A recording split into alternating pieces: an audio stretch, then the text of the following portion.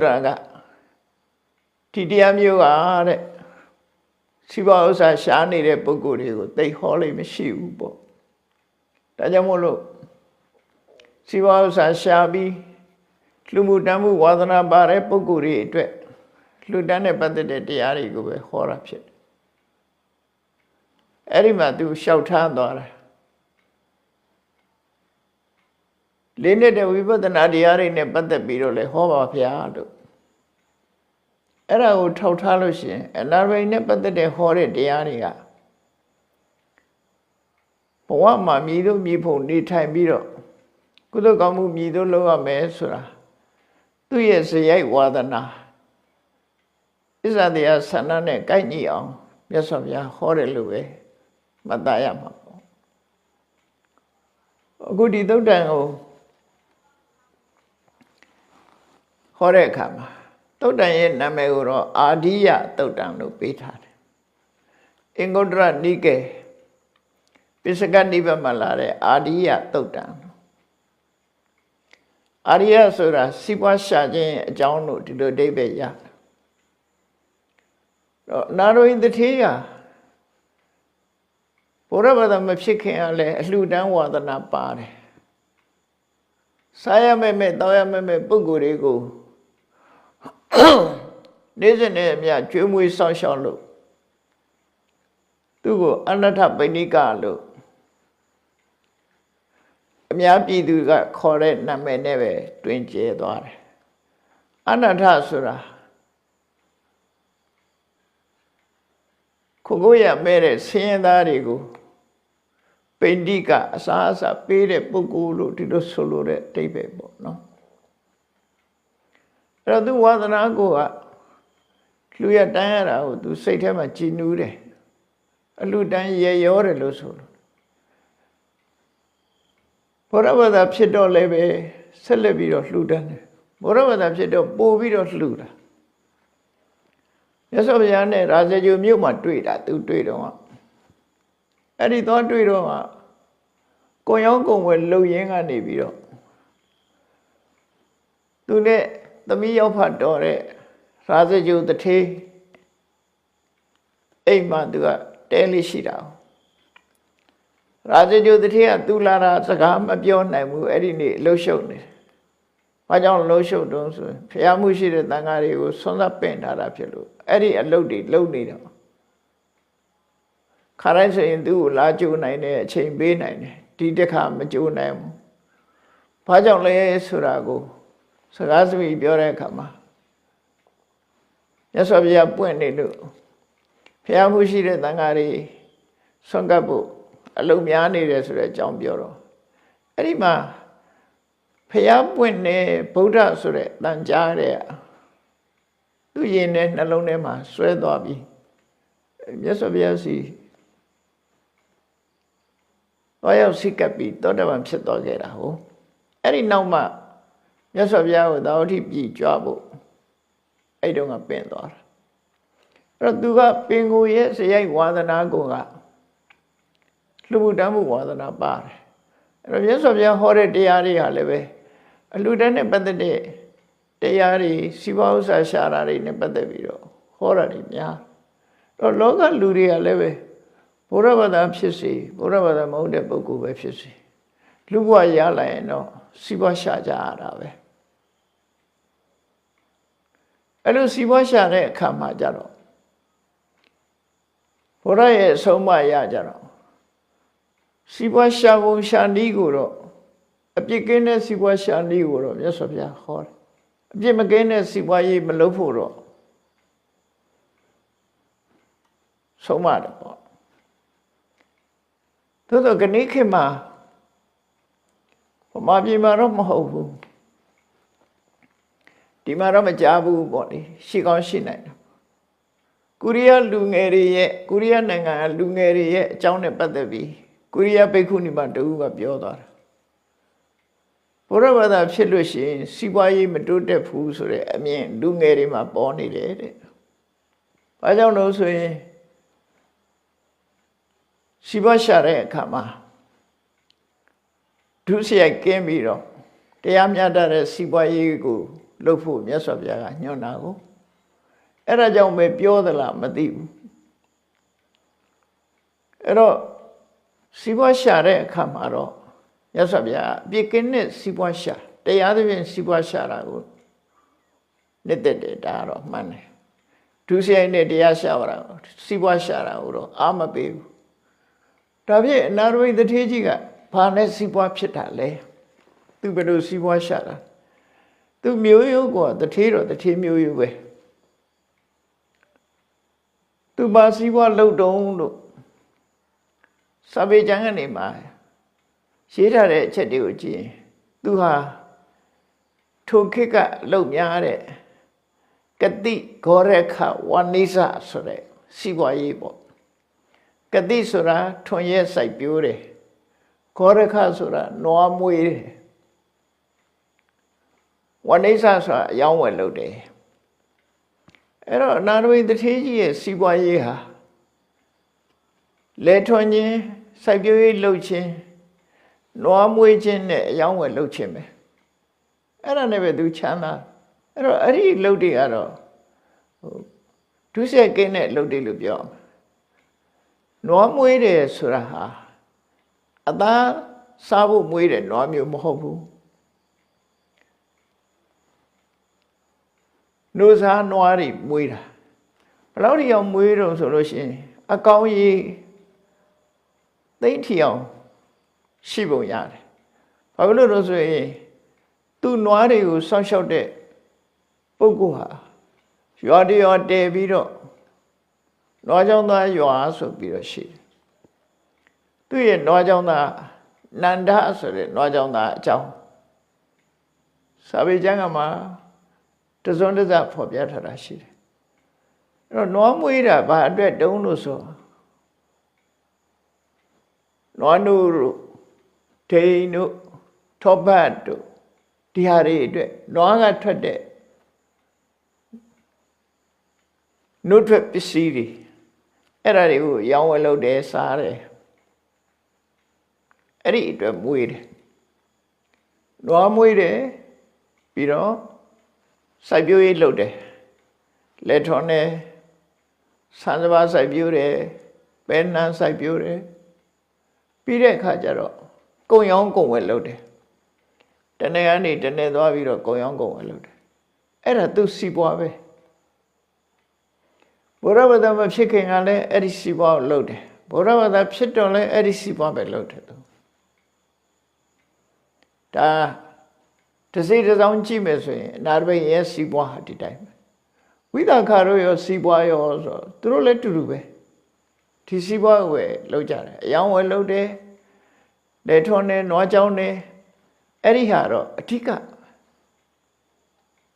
မြန်မာနိုင်ငံလူနိုင်ငံမျိုးမှာလည်းပဲမြေယာတွေပေါ်များသည့်အတွက်ကြောင့်လက်ထွန်းချင်းနွားကြောင်းချင်းဆိုတဲ့အလုပ်ဟာဒီကနေ့ခေတ်ဒီကနေ့ပုံစံနဲ့ကြတော့တောင်သူလယ်သမားတွေကဆင်းရဲနွမ်းပါဖြစ်နေကြတယ်ပေါ့နော်အမှန်ကတော့လက်ထွန်းနွားကြောင်းချင်းအခြေခံပြီးတော့စာဝတ်နေကိုထောက်ပံ့နိုင်တာဖြစ်လို့မြေယာမှာလောက်ကင်စားတာဟာအပြစ်လည်းကင်းပြီးတော့စာနာရိတ်ခါလည်းဖူလုံစေတာပေါ့ခဏခေတ်မှာတော့ agriculture based economy ဆိုပြီးတော့စိုက်ပျိုးရေးကိုအခြေခံတဲ့စီးပွားရေးဆိုပြီးတော့ခုလောက်လာကြဒါကောင်းတဲ့ဟာတစ်ခုပဲဘာလို့လဲဆိုရင်လူဆိုတာတပြည့်ပစ္စည်းတွေဥပမာကာမစီလည်းနေလို့ရတယ်ထမင်းမစားပဲနေလို့မရအစနဲ့ရိတ်ခါကမတမအရေးကြီးတယ်ကဘာမှာလူတွေ8ယောက်1ယောက်လောက်ကစန္ဒရိတ်ခါမလုံးမလောက်ဘူးဖြစ်တယ်လို့ဆိုတယ်ဒါကြောင့်မို့စန္ဒရိတ်ခါထုတ်လုပ်တဲ့အလုပ်ကတော့အမတမလှုပ်တဲ့လှုပ်ထိုက်တဲ့အလုပ်ရှေးခေတ်ကတော့ဝိသခါတို့အနာရဝိတို့စီးပွားလုပ်တဲ့ဆိုတာစန္ဒရိတ်ခါထုတ်တဲ့အလုပ်အယောင်းဝယ်လုပ်ဒီလုပ်တွေကိုလုပ်ကြတယ်သူတို့ကိုမိခိုပြီးတော့လုပ်တဲ့ကြေးရွာတွေသူတို့ကိုမိခိုပြီးတော့နေတဲ့လူတွေဟာအများကြီးပဲသိန်းချီထီအောင်ရှိကြတယ်အဲ့ဒီလိုစီးပွားရေးနဲ့ အတမွေးဝမ်းကြောင်းပြည့်တဲ့အနာရဘိန်တထေးနဲ့ပတ်သက်ပြီးတော့မြတ်စွာဘုရားဒီဟောတာစီးပွားရေးဆိုတော့ရည်ရွယ်ချက်မျိုးမျိုးနဲ့လုပ်ကြတာမြတ်စွာဘုရားကမှန်ကန်တဲ့လမ်းကြောင်းပေါ်တင်ပေးတယ်ဟုတ်ပြီစီးပွားလုပ်တာဘာအတွက်လဲရလာတဲ့စီးပွားကိုဘယ်လိုသုံးမလဲဘယ်လိုစီးပွားလုပ်မလဲဘယ်လိုသုံးမလဲဆိုတာကိုထိတုတ်တမှာလမ်းညွှန်မှုပေးထားတာပဲဒီလမ်းညွှန်မှုကလည်းပဲတရားမြတ်တဲ့ရှုထောင့်ကနေပြီးတော့ဒီဘဝလည်းကောင်းနောက်ဘဝလည်းကောင်းအပြစ်ကင်းတဲ့စီးပွားရေးတစ်ခုအနေနဲ့မြတ်စွာဘုရားကလမ်းညွှန်ပေးတာဒီစီးပွားရေးမျိုးလုပ်ပြီးတော့ဒီလိုအသုံးပြုလို့ရှိရင်တဲ့အဲ့ဒီပုဂ္ဂိုလ်ဟာဒီဘဝမှာလည်းချီးမွမ်းပွဲဖြစ်တယ်နောက်ဘဝလည်းကောင်းရသူအထိရောက်နိုင်တယ်ဟောအဲ့ဒီစီးပွားမျိုးခိုင်း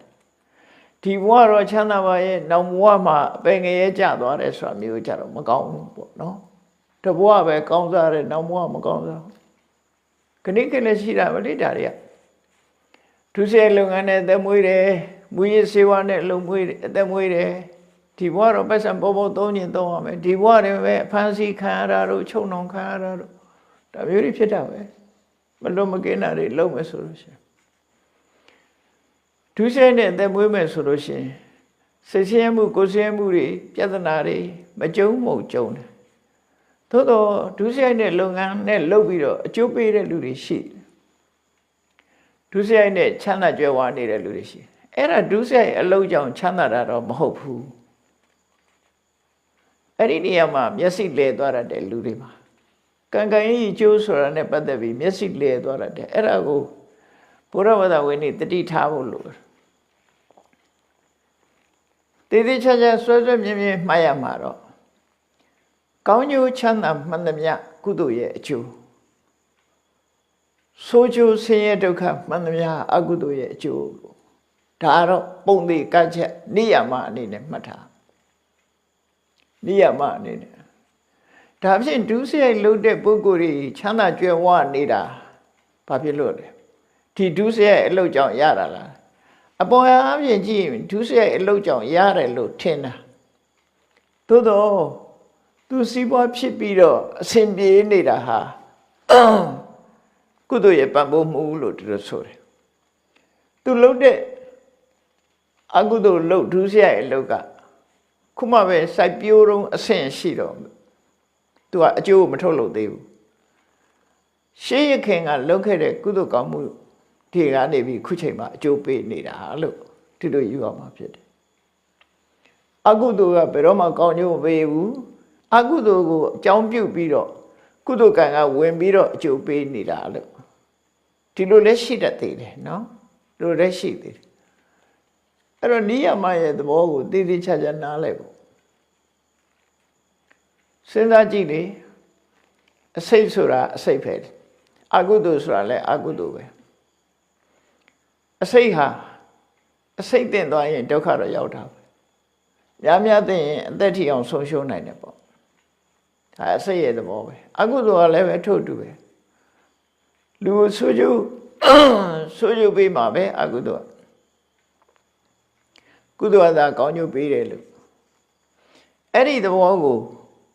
အခိုင်အမာခံယူထားပြီးတော့ဒီကောင်းတာကိုလုပ်ဖို့အမှန်တမ်းအရေးကြီးတာပေါ့နော်ကောင်းတာကိုလုပ်ဖို့မကောင်းတာလုပ်ပြီးကြီးပွားတာလေးတွေကိုတွားပြီးတော့အားကြနေတတ်တဲ့တစ်ခါလူဆိုတာသို့တော့မကောင်းတဲ့အလုပ်တွေကအကျိုးပေးပြီဆိုတဲ့အခါမှာလှိမ့်နေအောင်ခံရတတ်တယ်ပေါ့နော်အဲ့တော့စီးပွားလုပ်တဲ့ပုံစံကိုမြတ်စွာဘုရားကအနာရဘိန်တထေးကြီးကိုဟောတာဒီတုတ်တာ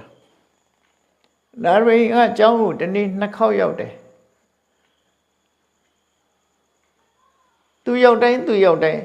သူရောက်တိုင်းမြတ်စွာဘုရားကတရားတစ်ပုဒ်တော်ဟောလေးရှိတယ်လို့ဆိုတယ်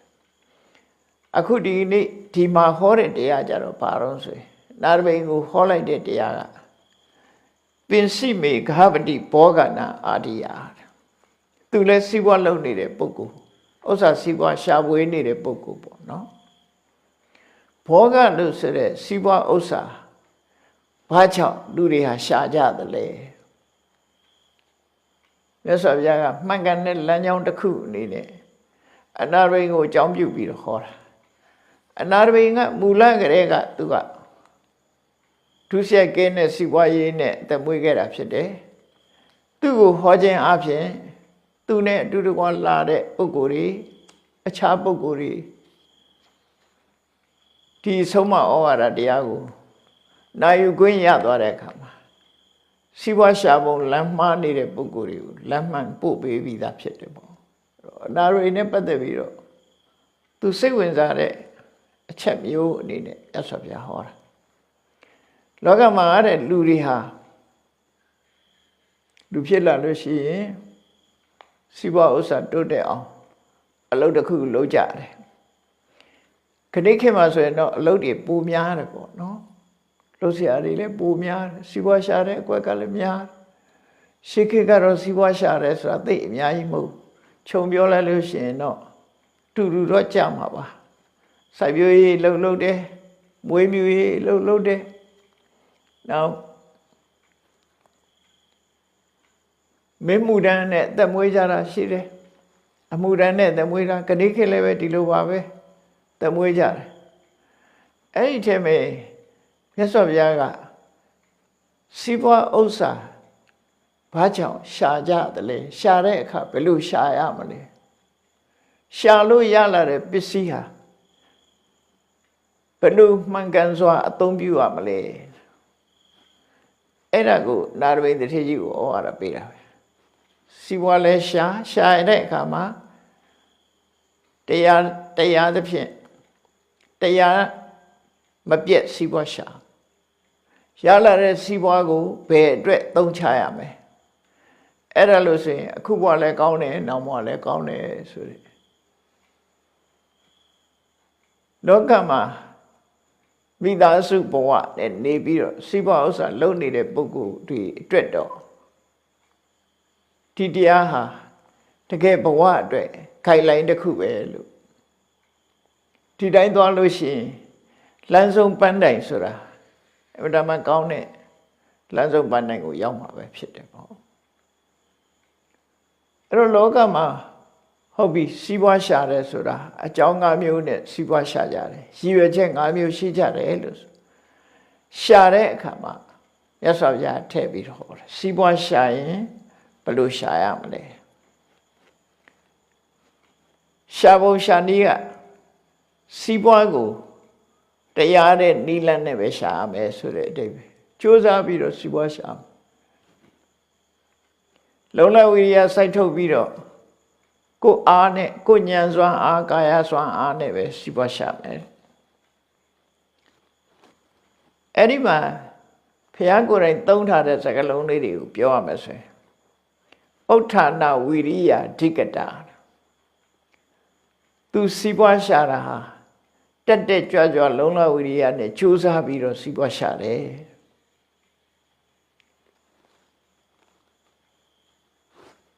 ဘာဟာဗလပရိစိတတယ်လက်ယုံအားကိုအသုံးချပြီးတော့စီးပွားရှာတယ်ဆိုအဲ့တော့ဒီဆိုလိုတာကကိုလုံလနဲ့ကိုယ့်ရဲ့လုံလဝိရိယနဲ့ရှာတယ်ကိုယ့်လက်ယုံကိုအားကိုပြီးရှာတယ်ဆိုသူများစီကမတရားလုပ်တာမဟုတ်ဘူးပေါ့နော်ကိုကြိုးစားအထုတ်ပြီးတော့စီးပွားရအောင်လုပ်တယ်လို့ဒီလိုဆိုလိုတယ်ပေါ့နောက်တစ်ခုကသေတာဝက်ခိတ်တိသေတာဝက်ခိတ်တာဆိုတာပမာဒီပြောလို့ရှိတယ်အလုံးလုံးရတာနှစ်ဖူးကချွေချီမကြအောင်ဆိုတာရှိတယ်မြတ်စွာဘုရားကလည်းဒီသေတာဝက်ခိတ်တာဆိုတာချွေတီထွက်အောင်အလုံးလုံးရတယ်ဒါကြိုးစားရဲဆိုတဲ့အဓိပ္ပာယ်အဲ့ဒီမှာအဓိကအချက်ကတော့ဘာလို့ဆိုရင်ပြောချင်တာကတော့ဓမ္မိကေဟိဓမ္မလတ္တိဟိတဲ့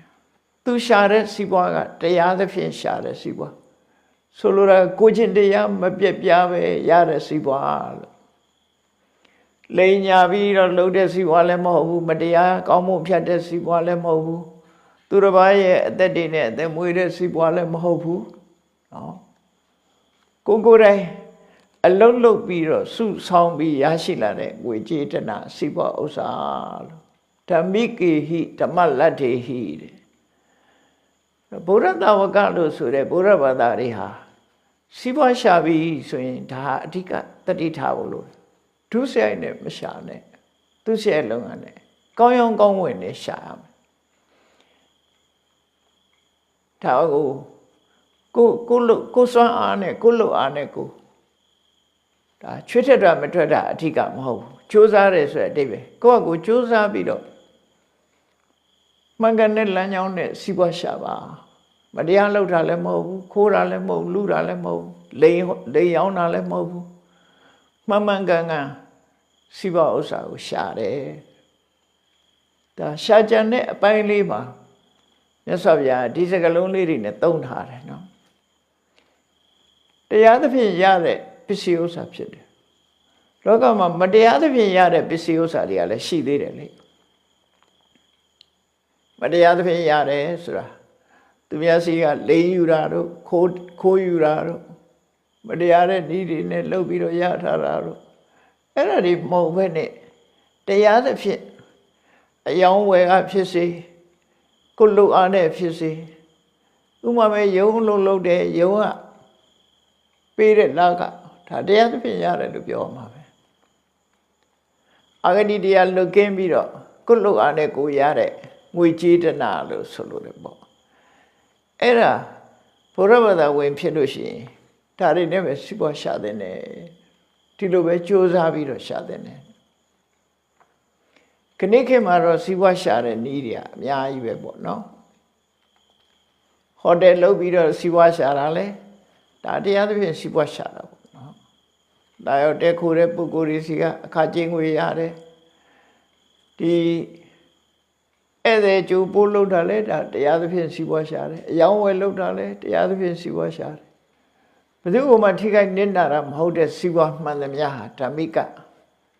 တရားလမ်းကြောင်းမပြတ်စီးပွားရှာတယ်လို့ပြောနိုင်တယ်အဲ့ဒီလိုရလာတဲ့စီးပွားဥစ္စာဒါရှာပုံနဲ့ပတ်သက်ပြီးပြောတာရလာတဲ့စီးပွားဥစ္စာဘာအတွက်ရှာကြတာလဲရှာပြီးတော့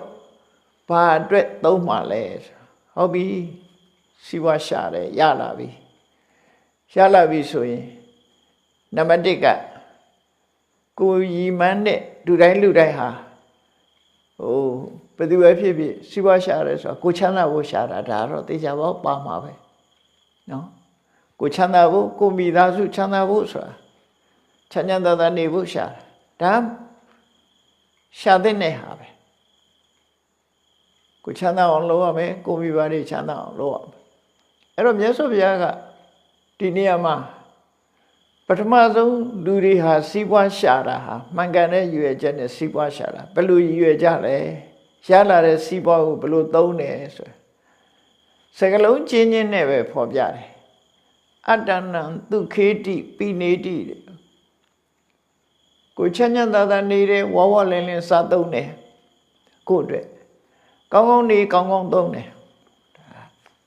ရလာတဲ့စီးပွားကိုကိုအတွက်သုံးပြရမယ်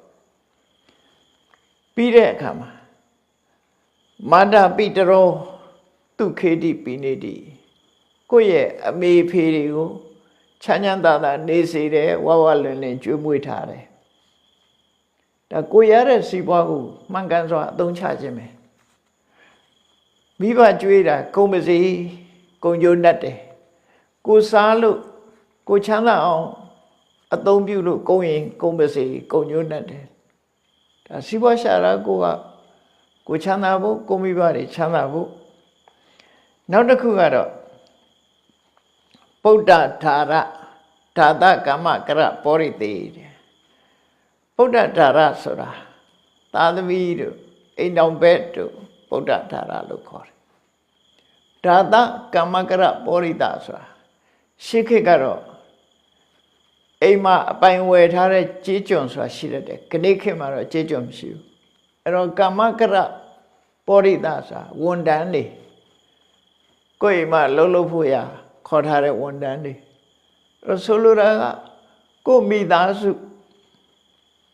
ကိုယ့်ရဲ့ဝန်တန်းတွေ ချမ်းသာဖို့အသုံးပြုတယ်ဝဝလင်းလင်းစားစေတယ်ဆိုတော့ကိုရှာထားတဲ့စီပွားကိုအခုတိုင်းပဲအသုံးပြုတယ်ဆိုလို့ရှိရင်ဒါဟာမှန်ကန်စွာအသုံးပြုခြင်းပဲလို့ရသော်ဖျားသတ်မှတ်ပြီးတော့ဖော်ပြတယ်မသုံးရဘူးပြောတာမဟုတ်ကိုရှာတဲ့စီပွားကိုဒီလိုပဲသုံးချကိုချမ်းသာအောင်အသုံးပြုမယ်မိဘအတွက်အသုံးပြုမယ်ကိုအိမ်သူအိမ်သားဝန်ထမ်းများအတွက်အသုံးချတယ်ဒီအချက်ဟာဖြင့်ကျင့်တတ်စရာကောင်းတဲ့အချက်ပဲတဲ့နောက်ဒုတိယအချက်အနေနဲ့မြတ်စွာဘုရားဟောတယ်အဲ့ဒီရလာတဲ့ပစ္စည်းဥစ္စာတရားသဖြင့်ရလာတဲ့ဥစ္စာကိုဒုတိယအနေနဲ့ဘာသုံးချမလို့မိတ္တာမစ္စေဒုက္ခေတိပိနိတိလူတိုင်းမှာမိတ်ဆွေတွေရှိတယ်ဒုက္ဖောကင်ဘက်တွေအပေါင်းအသင်းတွေရှိတယ်သူတို့မှာအခက်ခဲတစ်စုံတရာရှိလာလို့ရှိရင်ကုညီသင်းတယ်သူတို့အတွက်သုံးချပေးတယ်ကိုရှာတဲ့ပစ္စည်းဥစ္စာသူတို့အတွက်လည်းပဲအကူအညီပေးတယ်ဆိုလို့ရှိရင်ဒါလည်းကျေနပ်စရာကောင်းတဲ့ဟာပဲတဲ့ဒါလည်းမမေ့တဲ့နဲ့ကိုနဲ့ကိုပတ်ဝန်းကျင်ဆိုတာမိတ္တဆိုတာမေတ္တာသက်ဝင်ချစ်ခင်ကြတဲ့အပေါင်းအသင်းတွေအမစ္ဆဆိုတာလှုပ်ဖို့ကြိုင်မဲ့တွေတခါတည်းအခက်ခဲကြုံတဲ့အခါကျတော့ကိုယ့်ရဲ့ကူညီမှုကိုယ်အခက်ခဲကြုံရင်လည်းသူတို့ရဲ့ကူညီမှုအပြန်အလှန်အားပြုပြီးတော့နေကြတာဖြစ်တော့ကြောင့်ကိုရှာထားတဲ့စီးပွားတွေကမိတ်ဆွေတွေအတွက်သုံးချတယ်လှုပ်ဖို့ကြိုင်မဲ့တွေအတွက်သုံးချတယ်ဆိုရင်ဒါမှန်ကန်စွာအသုံးချခြင်းပဲဖြစ်တယ်ကျင့်တတ်စရာကောင်းတယ်တဲ့ဒါလည်းကိုရှာတာသူတို့အတွက်လည်းပါတယ်လို့သူဆိုလို့တယ်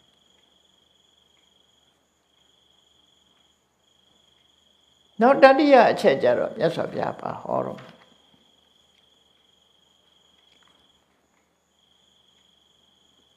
လူလောကဆိုတာအခက်ခဲတို့ဘေးရန်အန္တရာယ်တို့ဆိုကြုံတတ်တယ်လေဒီဘေးရန်အန္တရာယ်နဲ့ပတ်သက်ပြီးတော့အဖြစ်များတာဗမာပြည်မှာအတူသိများတာပါတော့ဆိုရန်သူမျိုး၅ပါးတကယ်တော့စာပေကျမ်းကမှာရန်သူမျိုး၅ပါးလို့တိုက်ရိုက်သုံးတာတော့နည်းတယ်တိုက်ရိုက်သုံးတာတော့နည်းတယ်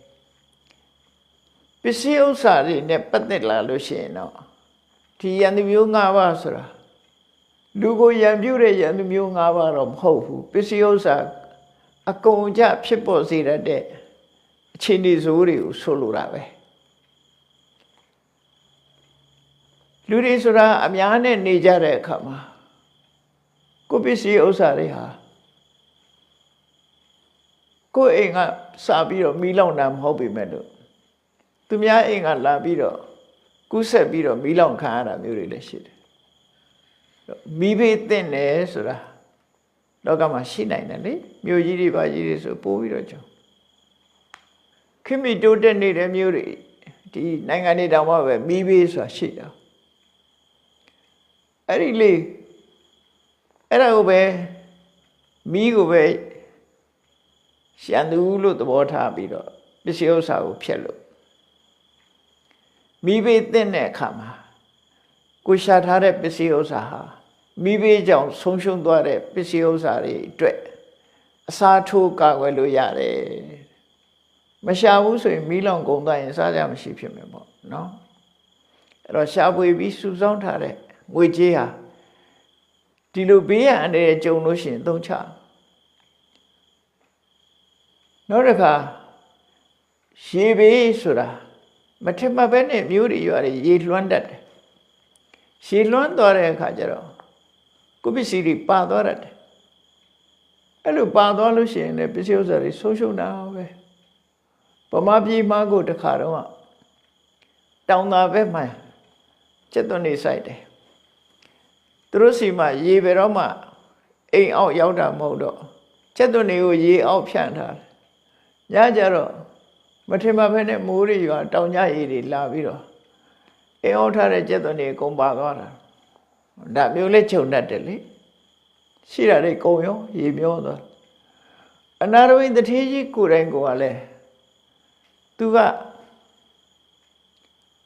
ပိုးရှန်တဲ့ငွေချေးတွေကိုသူတို့ခေတ်ကတော့မြေကြီးထဲမြုပ်တယ်မြေကြီးထဲမြုပ်ထားလေးရှိတယ်ခုခေတ်လိုဘန်စနစ်မရှိဘူးဘန်စနစ်မရှိတော့တွင်းတူးပြီးတော့မြေကြီးထဲမြုပ်ထားကြသူမြုပ်ထားတာတာဝတိဆိုတာအစိရဝတိမြေကမ်းဘေးမှာရှိတာ哦အစိရဝတိမြေကမ်းဆိုမြစ်ဆိုတာဘာနဲ့တူတော့ဆိုမူးမြစ်နဲ့တူတယ်တောင်ကြရည်တွေလာရင်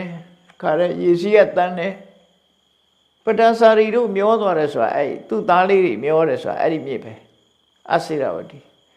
ရေကအခုရောက်ရင်ရောက်လာတာဗမာပြည်မှာဒေါင်းသေးချောင်းတို့လို့ပေါ့နော်ဒေါင်းတောင်မလွတ်ဘူးလို့ပြောတယ်အဲ့ဒီအချိန်မှာတောင်ကြရေကျလာလို့ရှိရင်တိုက်စားသွားနိုင်တယ်အဲ့ဒီမှာနာရဝိတထေးကြီးကမြေကမ်းမှာသူပစ္စည်းတွေမြုပ်ထားတာဩရေတိုက်စားပြီးကြွားတဲ့ရေထဲပါသွားတော်တော်များများပစ္စည်းတွေပါသွားဘူးတယ်သူဆင်းရဲသွားသေးတယ်ကျွေးတွေပြန်မရတာတို့မြုပ်နှံသိမ်းဆည်းထားတဲ့ပစ္စည်းတွေကခုနရေတိုက်စားလို့မြေထဲပါသွားတာတို့အဲ့လိုဆုံးရှုံးမှုတွေဖြစ်တတ်တယ်ပေါ့အဲ့ဒီလိုဖြစ်လာလို့ရှင်အစားထိုးရည်တည်နိုင်ဖို့အတွက်ဒီစီးပွားဥစ္စာကိုရှာကြရတယ်ရှာပြီးတော့အသုံးချတယ်လို့သူတို့ဆိုတယ်တခါတရံကျတော့အဲ့ဒီသဘာဝဘေးမဟုတ်ဖ ೇನೆ တိုင်းပြည်အုပ်ချုပ်တဲ့မင်းဆိုးရာဇာတွေကနေပြီးတော့ဒဏ်တက်ထားတို့ဘာတို့ကိုယ့်ရဲ့လုံရောက်နဲ့ပတ်သက်ပြီးတော့မင်းဆိုးရာဇာတွေကဒဏ်တက်ထားတို့ငွေကြေးတနာဆောင်ခိုင်းတာတို့လှုပ်လာတဲ့အခါကျတော့ငွေမရှိရင်အတော့ဒုက္ခရောက်မှာအဲ့တော့ပစ္စည်းရှာထားတယ်ဆိုမင်းဆိုးရာဇာတွေကငွေတန်တက်ပြီဆိုလို့ရှိရင်လည်းကိုယ်ကပေးနိုင်ရမယ်ပတ်စံရှိတဲ့ပုဂ္ဂိုလ်ကပေးပြီးတော့ကိုယ်မှအနေကင်းအောင်လုပ်လို့ရတယ်နောက်တစ်ခုကတော့စောရကိုဗမာလူကတော့သခိုးလို့သာပြန်တာတကယ်ကတော့စောရဆိုတာတပုံလုံးလည်းပြန်လို့ရတာပေါ့နော်တောတွင်တပုံတွေဗမာပြည်မှာလည်းကနေ့ခေတ်မှာရှိတာလက်နဲ့ကိုင်အဖွဲ့အစည်းတွေပေါ့အခေါ်တော့ပြောင်းချင်းပြောင်းသွားကြအဲ့ဒီမြို့ပေါ်မှာနေတဲ့လူတွေလည်းပဲခွန်တက်ကောက်ထားတော့ပတ်စံပေးရင်ပေးမပေးလို့ရှိရင်ဒုက္ခရောက်တာပဲပေးနိုင်တဲ့ပုဂ္ဂိုလ်ကြတော့လေလွတ်သွားအခုလောလောဆယ်တောင်ဖြစ်နေတာမျိုးတွေ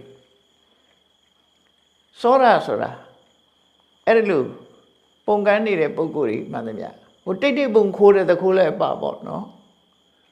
ခုနလိုလက်နဲ့ကိုင်ပုဂ္ဂိုလ်တွေကနေပြီးတော့ဝေကြီးရဏတောင်းရင်လည်းပဲမပေးနိုင်ရင်လူဖမ်းခံရပေးနိုင်လို့ရှိရင်လွတ်မြောက်တယ်အဲ့ဒါအတွက်အသုံးချရင်လဲဒါကိုချမ်းသာဒုက္ခအတွက်အသုံးချတာမှုမှန်ကန်တဲ့အသုံးချမှုပဲလို့မြတ်စွာဘုရားဟောတယ်နောက်ဆုံးတစ်ခုကတော့ကိုယ်အိမ်မှာပြောမကောင်းဆိုမကောင်းမလိမ္မာတဲ့မွေးစေဝါဆွဲတဲ့အသုံးဖြုံကြည့်တဲ့သားသမီးဆိုတာပေါ်လာတယ်အတောင်စားမဲ့တဲ့သားသမီးဆိုတာပေါ်လာတယ်သူကလည်းရှိသမျှပစ္စည်းတွေဖြုံတတ်တယ်အဲ့ဒီလိုအမွေခံသားဆိုသမီးဆိုအပိယတော့ဒါရတော့မချစ်မုန်းစရာကောင်းတဲ့အမွေခံသားသမီးတွေကလည်းပဲပစ္စည်းဥစ္စာကိုဖျက်ဆီးတတ်တယ်အဲ့ဒါကိုပဲယန္တမျိုးကားပါလို့ပြောတာ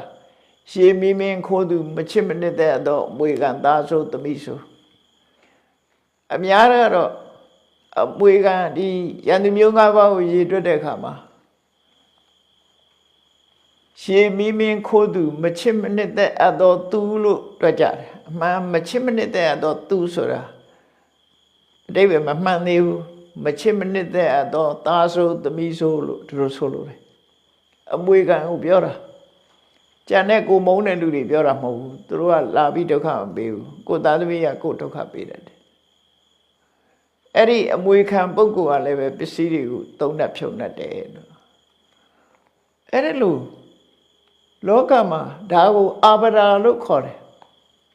မထင်မှတ်ပဲရောက်လာတတ်တဲ့ဘေးရအန္တရာယ်မိလုံတာဆိုလည်းမမျောလင့်မဲနဲ့လောင်ခါရတယ်ရေတိုက်စားသွားတာဆိုလည်းမမျောလင့်မဲနဲ့ပဲမေဇိုရဇာတွေကအခွန်တိုးကောက်တာတို့ဒဏ်ချတာတို့ဆိုလည်းမမျောလင့်မဲနဲ့ဖြစ်တတ်တယ်ဧသဘုံတကနေကနေပြီးတော့ငွေကြီးတောင်းခံတာလည်းမမျောလင့်မဲနဲ့ဖြစ်တတ်တယ်ကိုယ်အိမ်မှာရှိတဲ့သားစုသမီးစုတွေကဖြုံးတာဆိုတာလည်းပဲဖြစ်လာတတ်တယ်ခဏခေတ်မှကြတော့တိုးတောင်လာလိုက်သေးတယ်ကိုဗစ်ယောဂဖြစ်လို့စီးပွားဥစ္စာတွေပြက်ကုန်ညာအယောင်းဝယ်တွေပြက်ရှိသမျှလေးထိုင်စားနေရတာဒါလည်းရန်သူပဲယောဂလဲနော်လောက်ကင်စားတော့လို့မရတဲ့အခြေအနေမျိုးဖြစ်လာအဲ့တော့ရန်သူဆိုတာအဲ့ဒါကိုဆိုလို့တယ်ပေါ့စီးပွားဥစ္စာပြက်ခြင်းရဲ့အကြောင်းတရားတွေကလောကမှာမြောက်များစွာရှိတယ်ထင်မယ်ဒါနမူနာအနေနဲ့အဖြစ်များတာအနေနဲ့မြတ်စွာဘုရားထုတ်ပြထားရေမင်းမင်းခိုးသူမချစ်မနဲ့တဲ့တော့မွေးကန်သားဆိုသမီးဆိုဆိုတာအဲ့ဒီလိုဘေးရန်မျိုးတွေဟာမထင်မှတ်ဘဲနဲ့ကျုံလာတတ်တယ်ကျုံလာလို့ရှိရင်ကိုယ်ရှိတဲ့ပစ္စည်းနဲ့ကိုဒုက္ခမဖြစ်အောင်ကာကွယ်လို့ရတယ်ပစ္စည်းဥစ္စာရှိတဲ့ပုဂ္ဂိုလ်ကအကာအကွယ်လုပ်လို့ရတယ်လို့ဒီလိုပြောတယ်အကယ်၍သာကိုယ်မှာပစ္စည်းဥစ္စာမရှိဘူးဆိုရင်လူဒုက္ခရောက်ကာဝယ်လို့မရနိုင်ဘူးအဲ့တော့ဒီနံပါတ်3အချက်နဲ့ပစ္စည်းဥစ္စာကိုအသုံးချမယ်ဆိုရင်လည်းဒါမှန်ကန်စွာအသုံးချခြင်းပဲလို့ပြောကိုရှားပွေတာဒါအတွက်လည်းပါတယ်ဆိုလိုတာပစ္စည်းဥစ္စာတွေကိုတရားသဖြင့်ရှားပြီးရင်သိသိရမယ်သိသိထားတဲ့ပြီးတဲ့အခါမှာဒီအချက်တွေအတွက်အသုံးချရမယ်လို့ဒီလိုပြောတာနော်ဒီကိစ္စတွေကြုံလာလို့ရှိရင်အသုံးချရမယ်နောက်တစ်ခုကတော့ဘာလို့ဆိုရင်လူဆိုတာလူဝတ္တရားတွေရှိတယ်လူတရားတွေကိုလောက်ရတယ်မိသားစုတိုင်းမှာလူဝတ္တရားဆိုတာလာဗမာပြည်မှာဆိုလို့ရှိရင်နော်ဝတ္တရားဆိုတာတွေက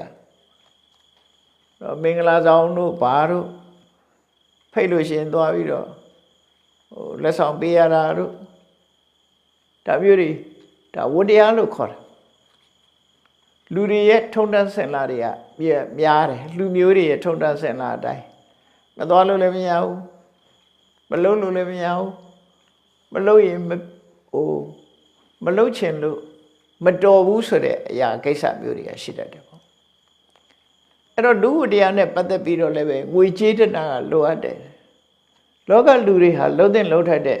လူဝတ္တရားတွေကဘာတွေတော့လူဝတ္တရားတွေနဲ့ပတ်သက်ပြီးတော့ဒီမှာဖော်ပြထားတာကတော့မြတ်စွာဘုရားကလူဆိုတာတဲ့ဆွေမျိုးတွေဒုက္ခရောက်နေလို့ရှိရင်ဒီတိုင်းကြည်နေလို့မရဘူးတဲ့ကိုယ်ဆွေမျိုးကိုပေးကမ်းထောက်ပံ့ရမယ်ဗမာပြည်ကလူတွေကတော့ဆွေမျိုးတောင်မကပါဘူးလှူကြတန်းကြတယ်အခုကိုဗစ်ကာယောဂဖြစ်ပွားနေတဲ့အချိန်မှာဆိုရင်ပြည်သူလူထုတွေကရေရောစွာလှူကြတန်းကြတာတွေတွေ့စေရနာထက်သန်စွာလှူဒန်းကြတယ်တနည်းအားဖြင့်ပြောမယ်ဆိုရင်ကိုယ်နိုင်ငံသားတွေကကိုယ်ဆွေမျိုးတွေပဲပေါ့နော်အဲ့တော့ဆွေမျိုးတွေကိုလိုအပ်တဲ့အချိန်မှာကုညီထောက်ပံ့ပေးတယ်အဲ့ဒါကိုညာတိပလိလို့ခေါ်တယ်ပလိဆိုတာပမာရီထဲမှာတော့ပလိနတ်စာကျွေးတယ်ဆိုတဲ့အသုံးနဲ့တူတူပဲအဲ့တော့ဆွေမျိုးတွေကိုပေးကမ်းတယ်စွန့်ကြဲတယ်ဒါကိုညာတိပလိလို့ခေါ်တယ်နောက်တစ်ခုကလူတိုင်းမှာဧည့်သည်ဆိုတာရှိတတ်တယ်ဧည့်သည်နဲ့ပတ်သက်လာလို့ရှိရင်နော်လူတွေဟာသူ့ဧည့်သည်ကိုယ်ဧည့်သည်ဆိုလို့ခီးသွားတဲ့အခါခုခေတ်မှသာဒီတဲကိုကန်တွေဟိုတယ်တွေ guest house တွေနဲ့တက်ခုစရာရှိတာရှင်းတော့ဒီလိုမဟုတ်ဘူးကိုစီလာကိုအိမ်တဲသူစီလာသူအိမ်တဲဆိုတာမျိုးလို့ဧည့်သည်ဆိုတာသိပြက်လိမရှိကြအောင်နော်ဗမာလူမျိုးတွေထုံတော့စလားဧည့်သည်ဆိုတာရှိကြတယ်အခုခေတ်တော့ အဲ့ဒါလို့ဧည့်သည်မျိုးကရှိတော့ရှိမယ်နဲသွားပြီသူကဧည့်သည်တဲเสียနေရာတွေတိတန့်ရှိသွားတဲ့အခါကျတော့တိတိဖြစ်စေမတိတိဖြစ်စေငွေကြေးသုံးချပြီးတော့ဧည့်သည်တဲ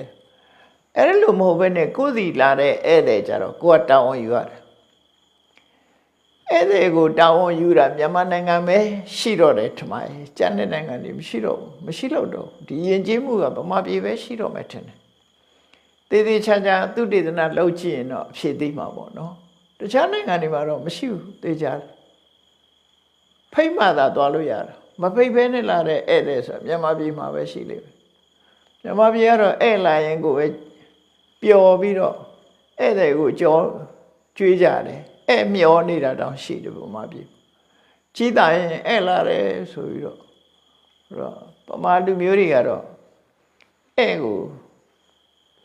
ညီးညူတာတိတ်ပြီးတော့မရှိကြတော့အဲ့ဒီကိုယ်အိမ်လာတဲ့ဧည့်သည်ကိုကျွေးလိုက်ရမွေးလိုက်ရမှရှင်းတတ်တယ်ဆိုတာအခုတောရွာတွေမှာရှိတော့မယ်တာဧည့်သည်ဆိုတာရှိတော့မယ်ကိုယ်ရရောက်လာရင်ကိုယ်ဧည့်သည်ဆိုကိုမစားခြင်းနေပြီဧည့်သည်ကောင်းကောင်းချက်ကျွေးတဲ့မြန်မာလူမျိုးတွေကဒါမြန်မာယဉ်ကျေးမှုအနေနဲ့ရှိနေတော့မယ်ကိုမြို့တွေတော့နည်းနည်းရှားသွားပြီထင်တယ်အဲ့ဒါလို့အဲ့ဝပြုတာကိုလည်းအတိဋ္ဌိပလိလို့ခေါ်တယ်အစိုးရတွေကြတော့ကိုယ်ကဖိတ်တဲ့နိုင်ငံခြားဧည့်သည်တွေတို့နော်အစိုးရအချင်းချင်းသွားတဲ့ဧည့်သည်တွေထမင်းကျွေးရတာတို့ဘာလို့ဒါမျိုးတွေအခုချိန်မှရှိတော့နိုင်ငံတော်ဧည့်သည်ဆိုပြီးတော့ဧည့်သည်ကိုကျွေးရမွေးရတာကိုအတိဋ္ဌိပတိလို့ခေါ်တယ်အဲ့ဒါလည်းယဉ်ကျေးမှုတရားအနေနဲ့လူမှုရေးရကုသိုလ်ကောင်းမှုပြုခြင်းတစ်မျိုးပဲဧည့်သည်ကျွေးတာဟာဒီကုသိုလ်မရဘူးမဟုတ်ဘူးကုသိုလ်ရတယ်ကုသိုလ်ရတဲ့ကိစ္စတစ်ခုပဲနောက်တစ်ခုကတော့ဘာလို့ဆိုရင်ကိုမိသားစုထဲမှာဘိုးဘွားပြီးပင်ကစပြီးကိုဆွေတွေမျိုးတွေထဲမှာတမလုံးဘဝရောက်သွားတဲ့ပုဂ္ဂိုလ်တွေဘယ်နည်းပဲရကွယ်လင်းတာနှစ်ပတ်လဲဘလောက်ဘယ်နှစ်နှစ်ပြည့်ဆိုတာမျိုးတွေလုပ်ပြီးတော့လူတွေကကုသိုလ်ကောင်းမှုလုပ်ကြတယ်အဲ့ဒါကိုပုဗ္ဗပေတပလိလို့ခေါ်တယ်ကွယ်လွန်ခြင်းဘယ်နှစ်ပြည့်ဆိုပြီးတော့လုပ်လေကုသိုလ်ကောင်းမှုလုပ်ပြီးတော့သူ့အတွက်ကုသိုလ်အမြတ်ရှည်စူးတာဟာလည်းပဲဗုဒ္ဓဘာသာတွေမှာရှိတော့မြန်မာပြည်မှာလည်းရှိနေတော့မို့ဒါကိုပုဗ္ဗပေတပလိလို့ခေါ်တယ်နော်အဲ့လိုကုသိုလ်ကောင်းမှုလုပ်ကြတယ်နောက်တစ်ခုကတော့ဘုရင်တွေကတိုက်ပြည်အုပ်ချုပ်တဲ့မင်းဆိုးရာဇာတွေအတွက်အခွန်တော်ဆက်တရတာကိုရာဇပလိလို့ခေါ်တယ်အချိုးကျအမြတ်တော်ကွန်နော်စားတော့ခွန်လုပ်ငန်းခွန်စသဖြင့်အဲ့ဒီခွန်တွေပေးရတာလေရာဇပလိလို့ခေါ်တယ်အဲ့ဒါတွေလည်းမှန်မှန်ကန်ကန်ပေးခြင်းဟာကုသိုလ်ရတဲ့အလုပ်ပဲကုသိုလ်မရဘူးတော့မဟုတ်ဘူးကုသိုလ်ရတာပဲဒါလည်းစေရနာနဲ့အခွန်ကိုဝန်ထမ်းလို့ရှိရင်လည်းပဲကုသိုလ်ဖြစ်တာပဲနောက်တစ်ခုကဒေဝတာပလိတဲ့ဒေဝတာပလိဆိုတာကိုမျိုးဆွေမျိုးအစဉ်ဆက်ကနေပြီးတော့လက်တွေကိုပူဇော်ပတ်သမှုပြုတာအဲ့ဒါကိုတချို့ကနတ်ကိုးကွယ်တာလို့ထင်တယ်နတ်အောင်မဆွဲဘူးတို့ဘာတို့နတ်အောင်ဆွဲတာကိုပဲအဆွဲလန်းတစ်ခုလို့ပြောကြတာလည်းရှိတယ်မြတ်စွာဘုရားဟောထားတာကတော့အဲ့ဒါလို့မဟုတ်ဘူးနော်ကိုးကွယ်တာနဲ့ပူဇော်တာနဲ့တခြားစီပဲအိမ်လာတဲ့ဧည့်သည်ထမင်းကျွေးတာကိုးကွယ်တာမှမဟုတ်တာထို့တူပဲနတ်ကိုလည်းပဲပေးနေကြပူဇော်ပွဲတစ်ခုပေးတာဒါဒေဝတာပလိလို့ခေါ်တယ်အဲ့ဒါမျိုးကလည်းပဲကိုရိုးရမပြက်ပြုလုပ်ခြင်းကိုမမြင်ရပေမဲ့လို့နတ်တွေကကိုယ့်ဘောမှာမေတ္တာတက်ရောက်တယ်ရိုးရကိုဖြတ်လိုက်လို့ရှိရင်လည်းသူတို့ရင်ထဲမှာမကြေမနပ်ဖြစ်နိုင်တယ်ဒါနော်တော်တော်လူမဟုတ်သည့်အတွက်ကြောင့်မသိကြတဲ့အခါကျတော့ဒါဘာမှမဖြစ်ဘူးလို့တို့ထင်တယ်ဟိုလိုနတ်ပြောတာနတ်ကိုးကွယ်တာဖရာတရားတန်ခါနေမဟုတ်ဘူးနတ်ကိုအလေးထားပြီးဒီလိုကိုးကွယ်တာပြောကတော့မဖြစ်သင့်ဘူးပေါ့ခုနလို နတ်အုံးသီးဆွဲတယ်ကိုရိုးရအရာပူဇော်နေကြအောင်ပူဇော်တယ်နောက်ဆုံးပဲဖျားပန်းတင်ရင်ကနေပြီးတော့ဒီဖျားပန်းနတ်ကနေပြီးတော့ဖျားကိုလှူဖို့ဆိုပြီးတော့ပေးမယ်ဆိုရင်အဲ့နတ်ကကိုပို့ပြီးတော့ယေရှုတင်မှာအဲ့တော့ဒေဝတာပလီထဲမှာအကောင်းဆုံးဒေဝတာပလီကတော့အုံသီးဆွဲတာမဟုတ်ဘူးကုသိုလ်ကောင်းမှုလုပ်ပြီးတိုင်းအမျှဝေတာအကောင်းဆုံးပဲပေါ့နော်ဒါလည်းဒေဝတာပလီလို့ပြောတယ်ကုသိုလ်လုပ်ပြီးတဲ့အခါတိုင်းမှာကိုမမြင်ရပေမဲ့ကိုယ့်ရဲ့အိမ်ဆောင်နတ်ကိုဆောင်နတ်ကျောင်းဆောင်နတ်ဆိုတာလို့ပေါ့နော်ဒါတွေကစာထဲမှာအဆောင်နတ်လို့ဆိုပေမဲ့လို့ကိုယ်ကိုလာဆောင်းလျှောက်နေတာတော့မဟုတ်ဘူးကိုယ်နဲ့ပတ်သက်ပြီးတော့ဖြစ်နေတာအဲ့ဒါကိုဆိုလိုတယ်လို့ယူဆအဲ့တော့ကိုယ်နဲ့အနီးပတ်ဝန်းကျင်မှာဖြစ်နေတဲ့နတ်တွေကိုကိုယ်တိုင်ကကုသိုလ်ကောင်းမှုလုပ်တိုင်းအမျှပေးဝေခြင်းအပြင်သူတို့နဲ့မိတ်ဆွေဖြစ်ပြီးသူတို့ရဲ့ဆောင်းလျှောက်မှုကိုရတယ်မြတ်စွာဘုရားကဘယ်လောက်ထိဟောထားတော့ဒေဝတာနုကံပိတောပောသောသရဗတ္ထာနိပတ္တိကိုကနတ်တွေကိုအရေးတယူလုပ်ပြီးတော့ကုသိုလ်အမျှဝေငှလို့သူတို့မှာဘုံတကုတိဆိုတက်သွားတဲ့အခါမှာသူတို့ကကိုယ့်ကိုတနာဆောင်လျှောက်လာတယ်မိဘကကိုယ့်ကိုကြည့်ကိုသားသမီးကိုကြည့်တယ်လို့ပဲနတ်တွေကကိုယ့်အတွက်စိတ်ချနှံ့ပြီးတော့နတ်တွေကချနှံ့ပြီးတော့ကြည့်ပြီးတော့ဘေးကနေမရောက်ရအောင်သူတို့ကကြိုတင်သိလို့ရှိရင်လေလမ်းလွဲပေးတယ်ကူညီတယ်မဆားတယ်အနေရကင်းအောင်လုပ်ပေးတယ်ဒါအချွန်တက်ကြီးနဲ့ကောင်းကင်ဆင်းပြီးတော့လာလောက်မှာမဟုတ်ဘူးပေါ့နော်တခါတည်းကြုံတတ်တယ်မို့လားကိုယ်ကခကြီးသွားတယ်ကားပြက်နေတယ်တော်ကြီးထဲမှာတော်လန်းထဲမှာကားပြက်နေတယ်ကိုနဲ့သိတဲ့မိတ်ဆွေကရောက်လာပြီးတော့ကူသွားတယ်သို့မဟုတ်ကိုကူညီမဲ့ပုဂ္ဂိုလ်ရောက်လာတယ်အဲ့လိုမျိုးတွေဟာနတ်တွေရဲ့အကူအညီဆိုဖြစ်နိုင်တယ်မြမရာဆိုရင်မှရှိတဲ့ကျန်စီမင်းကြီးဟာမင်းပြအနောထဘုရင်လည်းကတက်ကမင်းပြမင်းတန်တင့်တော့သူကထွက်ပြေးရတဲ့အချိန်မှာသူနဲ့ဆူတောင်းဘက်မင်းမဟာခီရိကနေပြီးတော့သူ့ကိုဆောင်းလျှောက်တဲ့ဆိုတာနောက်ပိုင်းလာပြောတယ်တန်ဃာသေးအောင်ဆောင်ပြီးတော့ဟိုဘကံပို့ပေးတယ်အဲ့ဒါတကယ်တန်ဃာသေးမဟုတ်ဘူးတဲ့မင်းမဟာခီရိနတ်ကနေလောက်သွားဒါပေမဲ့နတ်အနေနဲ့လာလောက်တာမဟုတ်ဘူးလူတယောက်တန်ဃာသေးရေထဲမှာလှုပ်တဲ့လူတယောက်အနေနဲ့သူ့ကိုခဲသွားတယ်အဲ့ဒါမျိုးတွေဒါဒေဝတာနုကံပိတောနတ်တွေရဲ့ဆောင်းရှောက်မှုကိုခံရတယ်လို့ပြောနိုင်တယ်အဲ့တော့ဒေဝတာပလိဆိုတာလေလောက်တာဒါတော့တင်လောက်ထိုက်တယ်လို့ပဲပြောရမှာနတ်ကိုးကွယ်တာနဲ့နတ်ပူဇော်တာနဲ့မတူဘူးဆိုတာကိုတော့မှတ်ထားဖို့လိုတယ်ပေါ့နော်အဲ့ဒါလို့ဒီအချက်တွေအတွက်ပစ္စည်းဥစ္စာကိုသုံးချတယ်ဆိုရင်လည်းဒါကောင်းသောသုံးချခြင်းပဲကိုယ့်အတွက်အကျိုးရှိနိုင်တယ်နံပါတ်5ကျတော့ဘာပြောတော့ဆိုအကျင့်ကောင်းနေထိုင်ကောင်းတဲ့သမဏပြမနာရှင်းတော့ကတော့ဘာသာရေးသမားတွေကိုခြုံပြီးတော့သမဏနဲ့ပြမနာကိလေသာငြိမ်းအောင်ကျင့်နေတဲ့ပုဂ္ဂိုလ်တွေကိုသမဏကိလေသာတွေကိုတွန်းလှန်ဖယ်ရှားတဲ့ပုဂ္ဂိုလ်တွေကိုမကောင်းမှုတွေတွန်းလှန်ဖယ်ရှားတဲ့ပုဂ္ဂိုလ်တွေကိုပြမနာဆိုပြီးတော့အဲ့ဒီဘာသာရေးဆိုင်ရာအကျင့်သီလကောင်းတဲ့ပုဂ္ဂိုလ်တွေ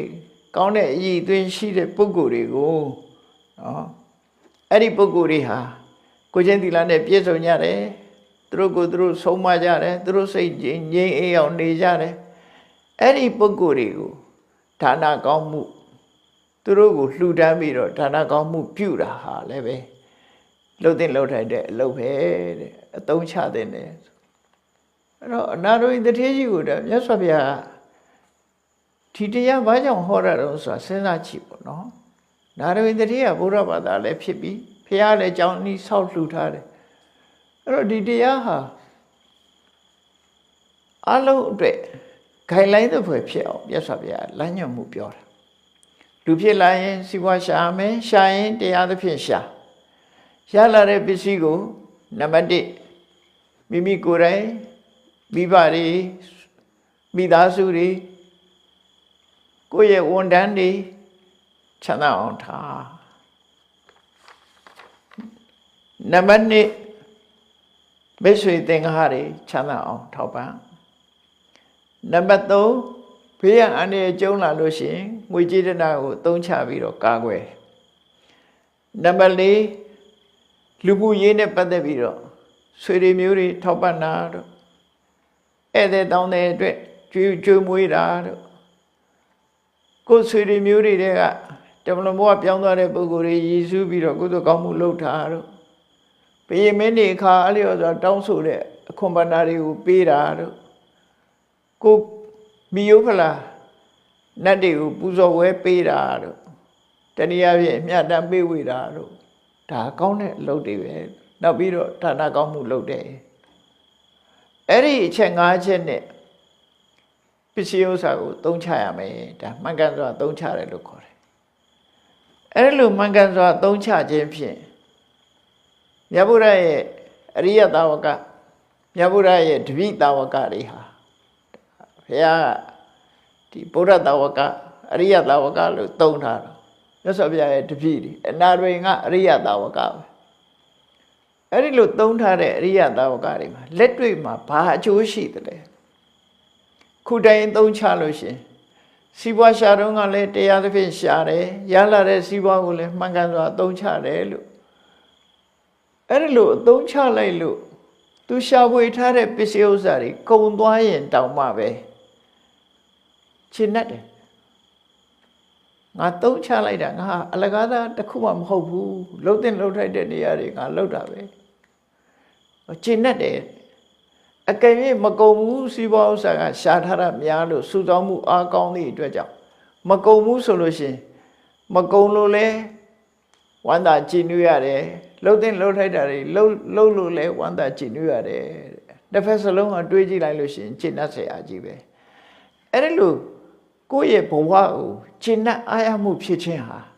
ဥဒ္ဓမအရေးကြီးတဲ့ကိစ္စတစ်ခုပဲကိုယ့်ဘဝကိုမချေမနှက်ဖြစ်နေတဲ့ပုဂ္ဂိုလ်တယောက်ဟာကောင်းကျိုးချမ်းသာရဖို့ခဲနေပေါ့နော်ကောင်းကျိုးချမ်းသာဒါကြောင့်မို့မြတ်စွာဘုရားကရှင်းတတ်အားရမှုတွေဒီအတိုင်းနေမယ်ဆိုရင်ဒုဘဝမှာရှင်းတတ်အားရမှုရှိတယ်နောက်ဆုံးအနေနဲ့မြတ်စွာဘုရားဘာနဲ့ဟောထားတော့ဆိုရင်ဒီချက်တွေကိုအားလုံးပေါင်းပြီးတော့ဒီပုဂ္ဂိုလ်ဟာသူ့ကိုယ်သူစဉ်းစားတယ်ငါရှာထားတဲ့ပစ္စည်းတွေငါအတွက်အသုံးချရတယ်ငါကျွေးမွေးဆောင်ရှောက်မဲ့ပုဂ္ဂိုလ်တွေအတွက်လည်းကျွေးမွေးဆောင်ရှောက်တယ်ဘေးရန်အန္တရာယ်တွေကိုလည်းဒီပစ္စည်းနဲ့ငါအကာအကွယ်လုပ်နိုင်ခဲ့တယ်ဒါနကောင်းမှုလည်းငါလုပ်နိုင်ခဲ့တယ်ဆိုပြီးတော့သူကခြေနဲ့ကုံတော့တာခြေနဲ့တယ်နောက်ဆုံးမှာလောကမှာပစ္စည်းရှာတာကိုကဓာရီဆောင်ရွက်ဖို့ရှာတာတိမ့်ထားဖို့ရှာတာမဟုတ်ဘူးတိမ့်ထားရင်လည်းအလကားပဲကိုသိရင်ထားပြခဲ့မှာပစ္စည်းငွေကြေးတနာရှာဖွေရတယ်ဆိုတာအခုဟာတွေလှုပ်ဖို့ရှာဖွေတာဖြစ်တယ်ဒီအချက်၅ချက်ကိုလှုပ်ရမယ်ဒီလိုဆိုလို့တယ်ပေါ့နော်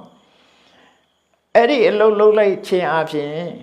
တွေးကြည့်တိုင်းစိတ်ထဲမှာဝမ်းသာကြည်နူးမှုဖြစ်တယ်အဲ့ဒီလိုဝမ်းသာကြည်နူးမှုဖြစ်ပြီးတော့ငါးပါးသီလလုံခြုံတဲ့အမျိုးကောင်းသားမျိုးကောင်းသမီးဟာတဲ့ဒီလမ်းကြောင်းအတိုင်းလျှောက်လန်းသွားလို့ရှိရင်ဒီဘဝမှာလည်းပဲချီးမွမ်းခံရပြီးတော့သေတဲ့နောက်မှာလည်းပဲကောင်းရသူအတိဘဝကိုမြေကြီးလက်ခတ်မရတော့ရောက်တယ်လို့မြတ်စွာဘုရားဒီလိုဟောတယ်အဲ့တော့ခြေနှက်เสียအလွန်ကောင်းတယ်ပေါ့နော်ကိုရှာထားတဲ့ပစ္စည်းနဲ့ကိုဘဝဟာဒီဘဝမှာလည်းကောင်းတာတွေလုပ်လိုက်ရတယ်နောက်ဘဝမှာလည်းကောင်းတဲ့ဘုံရောက်သွားတယ်ဆိုတာဒီတဲ့ခြေနှက်เสียပဲကောင်းတော့မှာနော်အဲ့တော့အနာရဝိတ္တိကြီးကိုမြတ်စွာဘုရားဒီသူ့ရဲ့အစ္ဆာတရားချိပြီးတော့ဒီတရားကိုဟောကြားတာဖြစ်တယ်တရားချက်ခင်သူတော်စင်ပြိဿပေါင်းတို့အာရိယသုတ်တံမှာစီးပွားဘယ်လိုရှာပြီးဘယ်လိုနေရာမှာအသုံးချတယ်ဆိုတာကိုကွက်ကွက်ကွင်းကွင်းရှင်းလင်းစွာမြတ်စွာဘုရားဖော်ထုတ်ဟောကြားခဲ့တာဖြစ်တယ်အဲ့တော့ဗုဒ္ဓဘာသာဝင်ဖြစ်တဲ့ပုဂ္ဂိုလ်တိုင်းဟာမြတ်စွာဘုရားရဲ့လမ်းညွှန်ချက်ကိုသိပြီးတော့တို့တွေဟာဘဝနေထိုင်နေစီးပွားဥစ္စာကိုတရားသဖြင့်ရှာမယ်ရလာတဲ့စီးပွားဥစ္စာကိုနှမျောတွန့်တို့ပြီးတော့မနေဘဲနဲ့ဒီအတွက်တို့တွေအသုံးချရမှာဖြစ်တယ်လို့ကိုစီမှတ်တမ်းနိုင်ယူထားတဲ့အတိုင်းလိုက်နာကျင့်သုံးနိုင်ကြပါစေကုန်သတည်း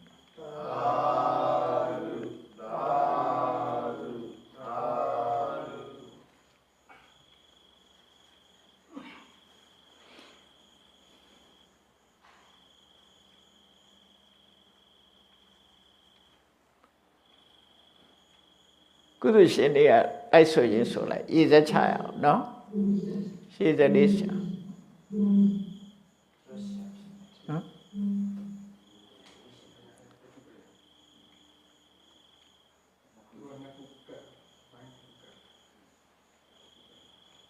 ရှည်စက်ချမယ်နော်အရှင်ဖယား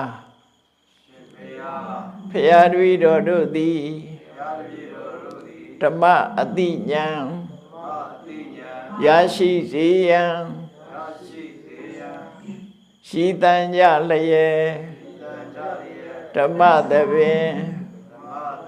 ဆင်ကျင်ပါပြုလုပ်ကြ၍အမတဒါနာဓမ္မဒါနာတရားအလှတော်ကိုပေးလူကြပါကုန်၏တရားတော်မြတ်ကိုယုတိလေးမြတ်စွာမမတ်သားသာ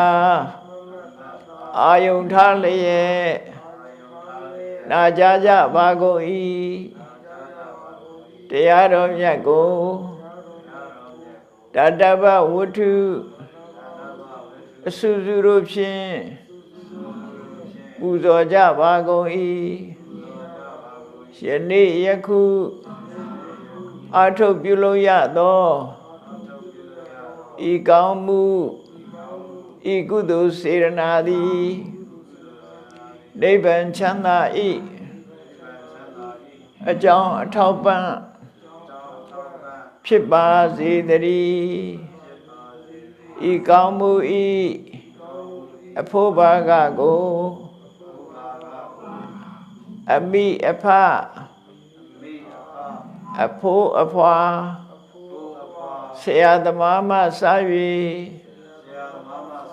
ကဘာသူကဘာသာလူနတ်မြမတတ္တဝါများတို့အားကုသိုလ်အမြတ်ဝေငှပါကုန်၏ကုသိုလ်အမြတ်ကိုယ်စီရကြကုန်သည်ဖြစ်၍ကိုယ်စိတ်နှဖျားချမ်းသာကြသည်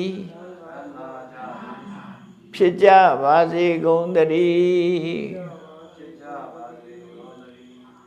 အာလုံးကြားကြသမျှအမြအမြ